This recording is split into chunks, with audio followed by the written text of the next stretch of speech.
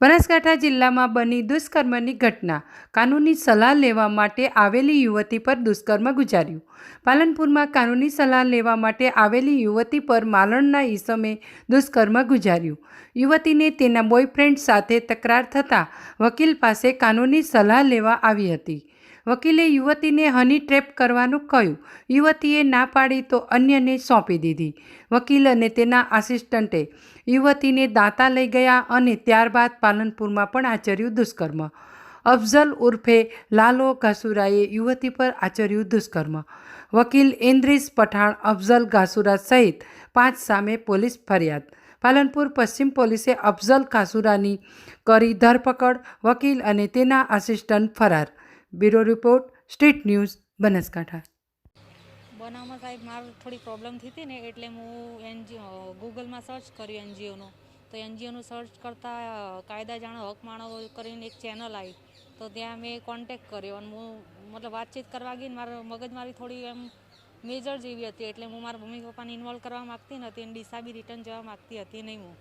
એટલે મેં ત્યાં એ લોકોએ અરજીને એવું લખાવડાવ્યું, ટાઈપ કરીને એસપી ઓફિસના ધક્કાને બી ખવડાવ્યા રાતે અને ખૂબ લેટ થઈ ગયું. પછી મેં કીધું હું નારી કેન્દ્રમાં તમે મને કોન્ટેક કરી આપો તો હું નારી કેન્દ્રમાં જાઉં. તો એમણે એમ કીધું કે હા નારી કેન્દ્રમાં હું વાત કરું. ત્યાં લઈ ગયા ને અડધો કલાક રાહ જોડારાઈ, નંબર બી આલ્યો. ત્યાં ગયા કડે ફોનને કર્યા ને તો ફોન કોઈએ રિસીવ કર્યા નહીં. અને પછી મને જે ઇદ્રીસ ખાન પઠાણ કરીને જે એડવોકેટ હતા ને એમને મને એમ કહેવા લાગે કે તમે દાંતા જતા રહો. મેં ના પાડી, કીધું હું દાંતા શું લેવા જાઉં, મારે જવાની કોઈ જરૂર છે નહીં. મેં ના નહીં પાડીને તો જે એમના અસિસ્ટન્ટ હતા સંગીતાબેન સીધા એમ કહેવા લાગ્યા મને કે તમે દાંતા હાડો કે હું તમારે ભેગું રહીશ. તો બી મેં ના જ પાડી. પછી ઇદ્રીસ ખાને સંગીતાને એમ કીધું કે તમે સાધનમાં પેલા સામાન રહ્યો ને એ બેનનો લઈ લો ગાડીમાં. કે મને કહેતા આપણે જમવાનું લઈને એમ કંઈ લઈ ગયા ને એવી રીતે જુઠ્ઠું બોલીને મને દાંતા લઈ ગયા. એના પછી મારા સામાનને સીધો ઉપર મને લઈને ઉપર ગયા, સામાનને બધું ઉપર ગયા. પછી સંગીતાબેન ફોન ચાલુ હતો ને બહાર આવ્યા ને હું અંદર હતી ને જે જાવેદ મકરાણી રહ્યા ને એમને મારી જોડે જબરજસ્તી કોશિશ કરીને મેં અવાજ કર્યો એટલે સંગીતાબેન આવ્યા ને એટલે મેં સંગીતાબેનને વાત કરી. સંગીતાબેન કે વધારે અવાજ કરવાની જરૂર નહીં, કોઈ શરીફ નહીં, આમ તેમ જેમ તેમ બોલી અને ઓલા ભાઈ જોડે મારી જોડે જબરજસ્તી કરવા દીધી. એના પછી એ બંને જણા જતા રહ્યા ને બીજા દિવસે પછી એ જાવેદ આવ્યો અને મને ઇક્કોમ લઈને પાછા આ ઇદ્રીસ ખાન પઠાણ છે ને એની ઓફિસે લઈને આવ્યા ને ત્યાંથી બી કશું કોઈ મારું જે પ્રોસેસ કરવાની હતી ને એમાં તો કશું કંઈ કર્યું નહીં. અને ઉપરથી મને એમ કહેવા લાગે કે આ કરવું હોય ને તો આટલી મારી ફીસ થશે. મેં કીધું સાહેબ તમે પહેલાં પૈસાનો કશી વાત નથી કરીને હવે કેમ પૈસા માગો એમ. મારા પાસે પૈસા કશું કંઈ છે નહીં. મેં ના પાડી. એટલે મને કહે તો તું મારું એક કામ કર કે અમે નંબર આપ્યો ને એ નંબર પર વાતચીત કરવાની, જેમ ગર્લફ્રેન્ડ વાતચીત કરતા હોય ને એ રીતે વાતચીત કરવાની અને એમના ફોટા અને વિડીયો ને એવું લેવાનું. પછી અમને હાલજે, અમે એથી પૈસા લેવા અને તને કેસ બી કરી આપશું અને કે આખો કેસ ફ્રીમાં લડી આપશું. પછી મેં ના પાડીને એના પછી એમના ઓફિસમાં એક બેન બેઠેલા હતા ને એમનું નામ એ મારથી વાત કરતા હતા ને તો મેં એમનું નામ પૂછ્યું એટલે અમિતા ગોસ્વામી કીધું. પછી તો મેં તો એમને ના જ પાડી, કીધું મારે આવું કંઈ કરવું છે નહીં, મને કોઈ ઇન્ટરેસ્ટ બી નહીં. ના પાડીને હું સીધી બહાર આવી અને એમ 5 કલાક જેવી બેસાડ રાખી કે બેન તમે બેસો. એમ બેસી પછી મેં કીધું કે સાહેબ તમારે ના થાય એવું તો મને મારા જે ડોક્યુમેન્ટ અરજીની કોપીઓ આપી હતી ને જેમાં મેં સાઇન કરેલી હતી, મેં કીધું સાઇન કરેલી કોપીઓ મને રિટર્ન આપી દો. તો કોપીઓ માગવા જઈને એટલે સંગીતાબેન સીધા અંદર આવીને એમ કહેવા માંડે કે અરજીની કોપીઓ રહીને અમિતાબેન ગોસ્વામી લઈ ગયા, એમના ત્યાંથી લાવવી પડશે. તો પછી ઇદ્રીસ ખાન પઠાણ મને એમ કહેવા લાગે કે તમે કે બેન એમના ઘરે જઈને લઈ આવો એમ. તો અમે ત્યાં ગાડી ગયા એ પછી એ બે જણા ત્યાં એ બેનના ઘરે એમને ફોન આવ્યો ને કે અમે મળીને આવી એમ કહીને બંને જણા જતા રહ્યા. અને પછી મેં એ બેનને કીધું કે મને અહીંયાથી નીકળવા દો. તો એ બેને મને ત્યાંથી નીકળવા દીધી નહીં. ઉપરથી મારા પર હાથ ચલાકી કરી અને મને એમને ઉપરવાળો જે રૂમ છે ને ટેન્ટવાળો ત્યાં ગાડી જબરજસ્તી રાખી. અને પહેલા દિવસે જ્યારે રાખીને ત્યારે બી ઉપર આવ્યા. એમની જોડે કોઈ અજાણો ભાઈ હતો, હું તો કોઈને ઓળખતી જ નહોતી. એ ભાઈએ પહેલા દિવસે જ મારા પર હાથ ચાલાકી કરીને મને કે આ વિડીયો કોલમાં વાત કર. હું વિડીયો કોલ લગાડ્યો એની જોડે એમ પ્રેશર કરવા મળ્યો. હું માની નહીં ને એટલે ઊંચા અવાજમાં હું બોલી, કીધું તમારે જે કરતા હોય કરી ખાઓ. એટલે મને એમ કહેવા લાગ્યા કે અમને કોઈના બાપથી બીક લાગતી નહીં.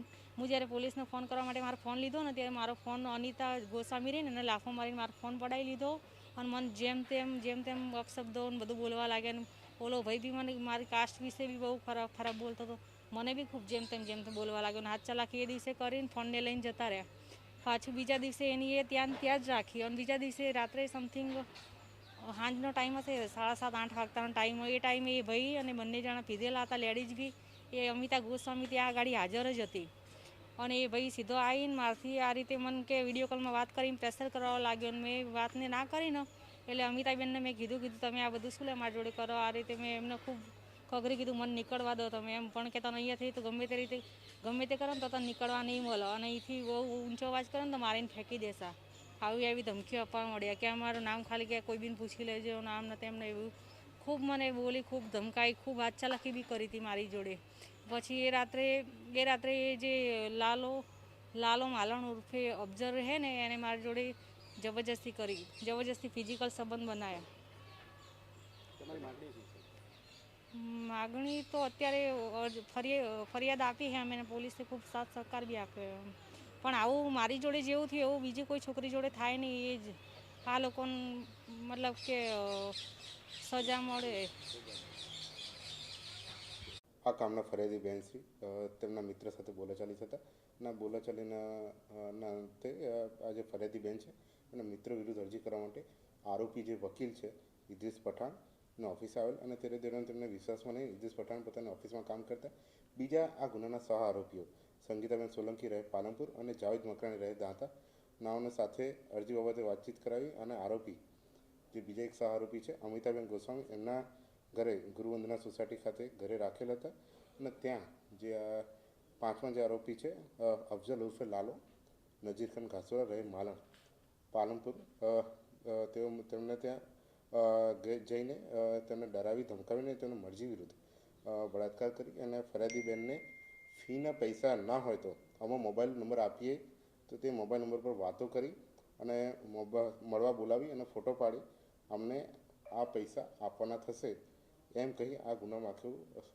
મદદગારી કરી છે અને એની સંડોવણી થયેલી છે.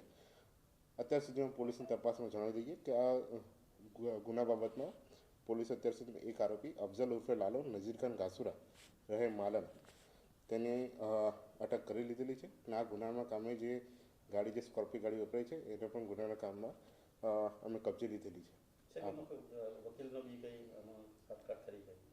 હા, આમાં જે પાલનપુરના જે વકીલ છે ઇદ્રીસ ખાન પઠાણ અને તેમના ઓફિસમાં કામ કરતા બેન સંગીતાબેન સોલંકી અને બીજા જાવેદભાઈ મકરાણી આ ત્રણેયની પર સંડોવણી આમાં છે અને જે બાબતમાં પોલીસ હજુ વધુ તપાસ કરી છે અને વધુ એમાં વિગતો આપને જણાવવામાં આવશે.